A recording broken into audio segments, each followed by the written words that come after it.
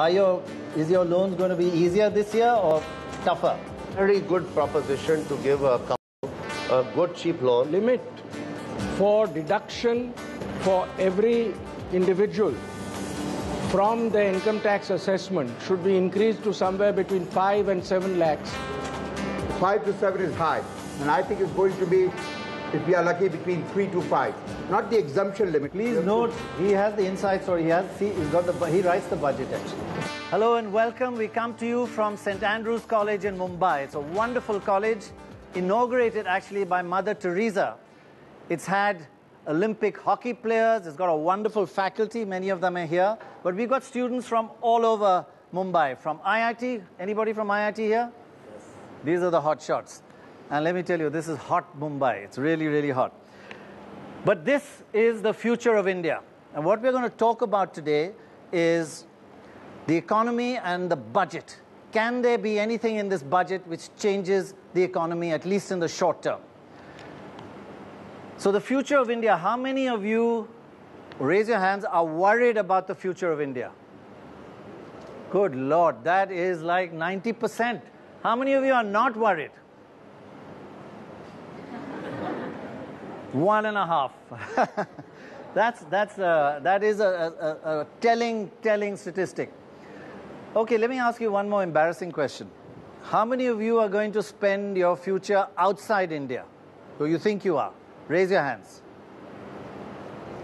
Wow, you're just 2 or 3, just about less than 5%. How many of you are going to spend your future in this country? Proudly. So you're worried and you're going to spend your time here. Good for you. Well done. Well, since we're talking about the economy and about the budget, we have got 4 finance ministers here, would-be finance ministers.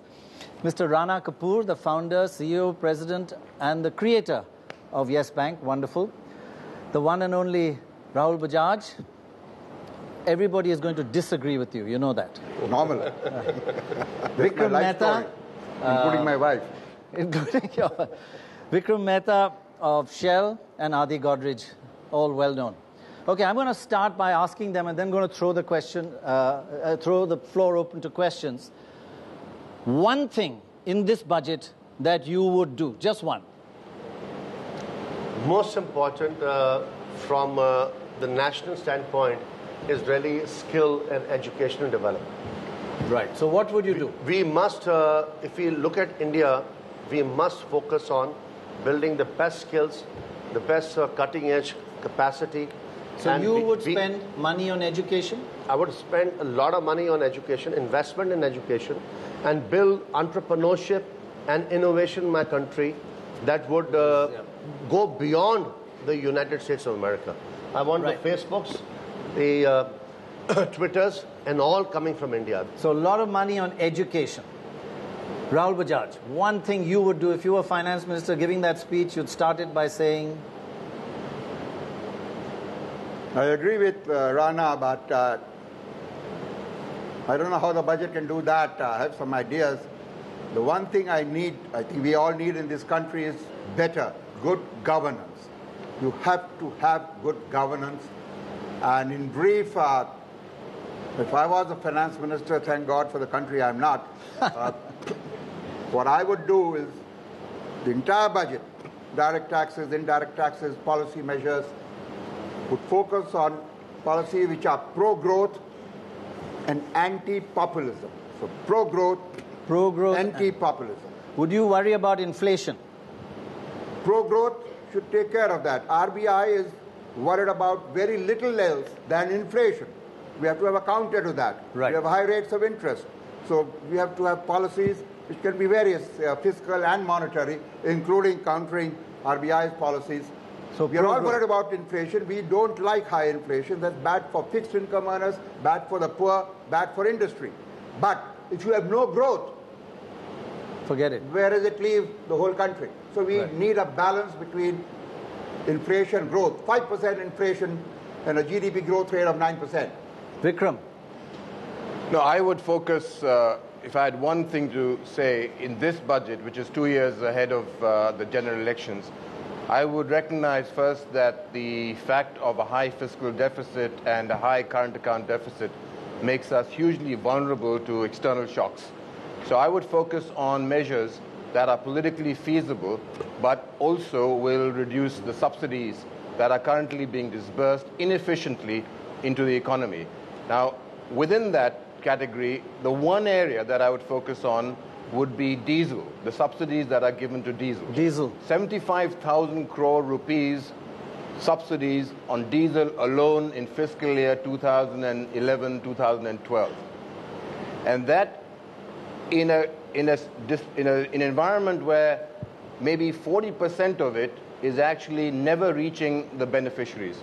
So what I would really look for in this budget would be to somehow reduce the subsidies and take the cash that is released and transfer that directly to the intended beneficiaries. So I think that's a big issue. You would basically deregulate, get rid of the subsidy on diesel and use that money maybe for education. Well, I focused on diesel, Prannoy, but there are many other areas. If you were to take just the petroleum products, the subsidy element is 135,000 crores. So diesel, LPG, kerosene accounts for 135,000 crores of subsidies. So all you guys who have motorbikes, can just imagine, okay? All you guys who have cars, now, you won't be able to use them. Prices are going to double. If you were to take, let's say, kerosene, and instead of giving subsidies for kerosene, you actually started disbursing solar lanterns to the people who use kerosene today for lighting or for cooking, you would not only reduce the inefficiencies that come from disbursing subsidies, but you would also introduce a cleaner alternative. I think that's a very good point. It's a huge subsidy, and a lot of it does not go to the people who are the poorest. Adi Godrej. Yeah, I think the most important reform which will accelerate growth in India is the introduction of the goods and services tax. This one reform could add 1.5 to 2 percentage points to India's GDP growth, other things being equal. It would also address... Explain how that would happen. It just makes... Yeah, I'll tell you. Yes. It first addresses our macroeconomic issues. Fiscal deficit will come down because evasion of indirect taxes will come down dramatically. That will mean that the centre's budget gets much better balanced. Even the state's budgets get better balanced. Right. It also brings down inflation because consumer prices would come down about 3 to 5% because the current tax on tax would be done away with. This would in turn lead to greater consumption, greater production, and therefore stronger GDP growth. That's a huge thing. It affects growth to about 1%. Tremendously. But Tremendously. would it be fair to say if this multiple taxation levels were mitigated, it will also result in higher tax revenues? Yes, of course, because tax evasion would come down. That would help the fiscal deficit being contained. But I have one question, Adi. Would Mamata Banerjee allow it? Yes, of course. If the finance minister, he must go out of his way to assuage the fears of the state governments. The fact is that his revenues will go up tremendously. He should guarantee the states all the guarantees they require to cooperate. There's no doubt about it. They shouldn't be bargaining too closely. We shouldn't politicize this issue. Absolutely. This is the growth of the country. It's great for the states, it's great for the nation, and I think if the finance minister goes out of his way in the budget speech to say this is what he wishes to do, to see that the GST is enacted during the next fiscal year. Okay, now I think a lot of you have raised issues of growth and education for growth. We've asked all you students to send in questions, and a lot of them were on this terrible slowdown that we are facing. Well, terrible meaning we are still at 7%. But compared to what our potential is, it is a slowdown, it's a worry. So there's a question from Aditi Bogani. So I'm Aditi Bogani from HR College of Commerce and Economics, Mumbai. And my question to you is the economic growth in the current fiscal year has decelerated from 8.4% to 6.9%. What measures do you think can be taken to bring it up again in the upcoming financial year? I think Aishwarya Jain also has a question on growth. Hello, sir. I'm Aishwarya Jain. I'm from Narsi Monji Institute of Management Studies and undergrad in economics. Okay, my question is, what do you think should the investors do in order? What do you think should the finance minister do in order to boost the confidence and revitalize the confidence of investors? So this worry about slowdown is affecting the young generation here. Rahul, what should the finance minister do to boost confidence and get growth back on track? Policies with respect to the monetary policy, there's little he can do. That's RBI. The fiscal policy, direct and indirect taxes, plus some policy announcements. He should encourage savings. Our savings rate is not too bad, but had become pretty good in the last 3-4 years, has come down. So he should have policies to encourage savings, which would, by definition, increase either investment, which we need. Investment is a very major problem now. Not enough investment. How do you have growth tomorrow if you don't have investment today? Or what they don't invest, which means save and invest in equities or fixed income securities, they would spend. And that would increase demand. Rana, a lot of people will be looking to you. Actually, there were a lot of questions about this. If you're going to try and incentivize savings, you may have to raise interest rates. What about home loans? People are already here thinking about home loans. We got questions on them. No, actually, of rising interest rates. It can be done by the taxation measures to encourage savings by increasing the limit. But these two young ladies had very important questions. To address the questions, to grow, we must save, as Rahulji is saying. We must increase the savings propensity, which was 36%, fallen to 32%. We must raise it back to, like, in my judgment, we should be in the 40s, like good old Japan and good old Korea in the 70s and 80s. If you want to see India being a tiger country. So how would you improve savings? How would you improve savings? We need SOPs. We need for insurance, for mutual funds. We need for banking deposits. We need a lot of encouragement. I think RBI has taken... both of you would say SOPs for savings. So, sir, incentives for savings. I don't like word, but SOPs. But you can call it incentives, whatever. I think the word is right, actually. For infrastructure. But I think there is a very good development that has happened is the deregulation of savings rates. That every boy and girl, every family in the whole country can today transact and have a much higher level of savings rates return, more or less equivalent of inflation, and not running negative returns on savings. So I think we must also take stock of some of the good developments and the good positive energy that has been unleashed. And how do we multiply that? Yeah. How will these youngsters want to know if they're going to go out and get a small one-room flat?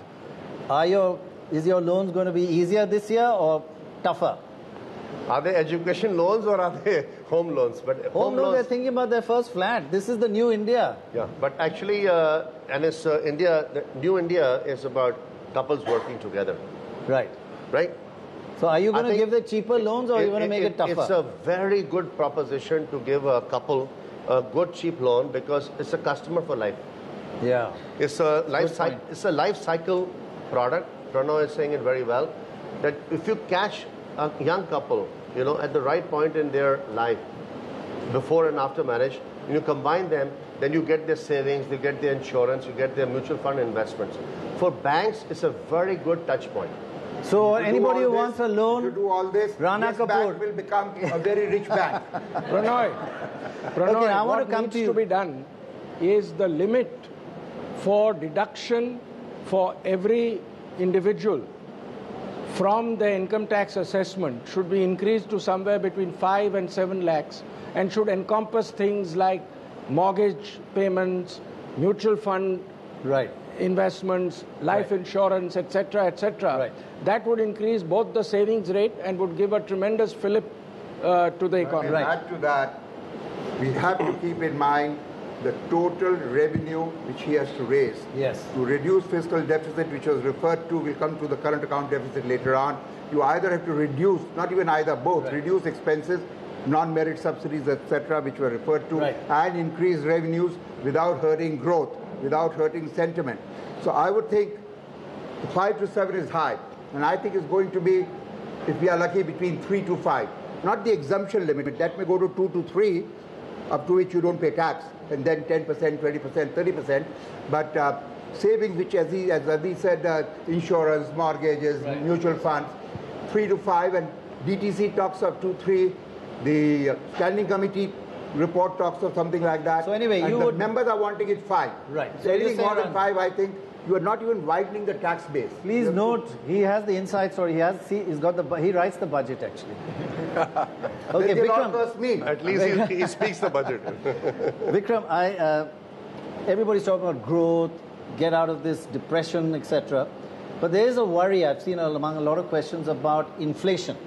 If you go for too much growth, boost too much demand, you may get prices going up. And prices, after all, are politically damaging. You don't win elections with inflation. So we got a question from Philan.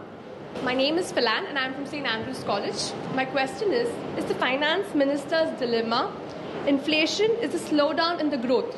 That's today's biggest worry. Inflation versus slowdown in growth. So if you were the finance minister and you know you've got to keep prices under control because there are going to be Gujarat elections, then next year Delhi elections and many other, how would you go for growth, Vikram? After him. Yeah, sure. How would you go for growth but keep inflation prices under control? I'm not, frankly, that concerned about inflation. I think the inflationary sort of pressures in our economy are self-induced. Self-induced? Yeah. I mean, there have been some structural supply issues that have actually resulted in inflation. No doubt the external environment has impacted us. The price of oil, for instance, has fed into the domestic inflation. What I'm more concerned about is the sentiment that today is against growth. There is a huge adverse or negative sentiment amongst industrialists because of the various scandals, because of the nature of the regulatory environment, because of the intrusion of government. And the global slowdown as well. This sentiment has, this is the reason why investment is not happening. So the reason for slowdown in growth is because of lack of investment rather than lack of demand, in my view. So you say, what the message I'm getting, I don't know if everybody agrees, but the panel generally tends to be suggesting to the finance minister, for this budget, forget about inflation for a while. That's not a major worry. Go for growth because that is a big problem. And we need to go for growth, but do address the issue of sentiment. How does it appear when you introduce a policy that deregulates multi-brand retailing one day, re-regulates it within a few weeks, and then the Prime Minister announces that he was going to reintroduce deregulation within a few months? So if we're going to actually Vikram, I just want to ask you again what I said earlier. This multi-brand retail, they introduced it, then Mamata Banerjee raised a few objections and they pulled back. Who's the Prime Minister, Manmohan Singh or Mamata Banerjee? Well, that's not certainly Mamata Banerjee. You can ask who's the Prime Minister, Mr. or Mrs. But it's not certainly the Prime Minister. I mean, not certainly Mamata Banerjee. Or Mrs. Gandhi. You said that. Right, you wanted to say something. Yeah, Pranav, I think we have a very benevolent, as we all know, democracy. But I think to come back to the point that you raised, young lady, that we must say yes to growth in our country. Why I'm making this point is that we cannot have westernized policies, economic, monetary, fiscal, which are not adaptable to a country like India. India cannot compromise on growth. We can take subtle, measured steps on inflation, measured inflation control, as has been done extremely well by the Reserve Bank of India more lately. But growth is something that has to be uncompromising. We can't put the brakes on growth. And this is what Rahulji was also saying a little while ago. Even though inflation, I agree with Vikram, is not as important as growth, but any steps, because it's political also, no government can want high inflation, whatever the definition of high would be. Right. Any step which helps supply side, now it takes long term, but we have had 64 years since independence. So every time we say long term, whether agricultural commodities or anything else, if the supply is short, the demand supply will always create an inflation. Similarly, oil prices from abroad, you can't do anything about it. Interest rates are the only thing that are being used, and that's hurting growth. So do everything else which doesn't hurt growth. In fact, supply side increasing helps everything. Now it takes time, but 3 years. Okay, there is this issue that you are all very successful industrialists. And people say, but they don't even have a heart. What about the poor? We're worried about 8% rather than 9%. But what about India in the global index on human development? We are way down, 125. Nobody's talked about that. There's a question on the food security bill from Ria. Yeah, I'm Ria Bakriwal from HR College. My question is, what is the likelihood of the food security bill being passed and its provision being made in the budget? And is India economically ready for this? Adi, is India ready for the food security bill? Do we have the money and should we do it? Well, first of all, the food security bill, to my mind, is a good idea. Good idea. But we must be very clear. It should not be financed through the budgetary provisions. The way to do it is, at the same time, we must pay tremendous emphasis on the supply side and see to it that agricultural output rises dramatically. Now, I don't know if the students here realize it, but if we can just get our average crop yields in most major crops up to the best level we have in India, I'm not talking of global levels, we could double our agricultural output. Double. And the supply side could take care of a lot of these inflationary issues. We need to be very, very focused on doing this. Right. And the government should allow the private sector to come in, remove all the marketing restrictions between states in agricultural commodities. It's very doable. And whilst I agree with Rahul, it's a long-term thing, it doesn't have to be that long-term. Agricultural reform, if done well. The Prime Minister of India is a brilliant man, global reputation, brilliant mind, considered totally honest. But he's stuck in a mire of policy paralysis, which is damaging his reputation. Should the Prime Minister step down? He should go to Sonia Gandhi and say, you know what I am, I'm here because of you. There's no question of my ever going against you or against the Congress party. But you run the politics, let me run the economics. Let me run the government. The problem is with coalition politics.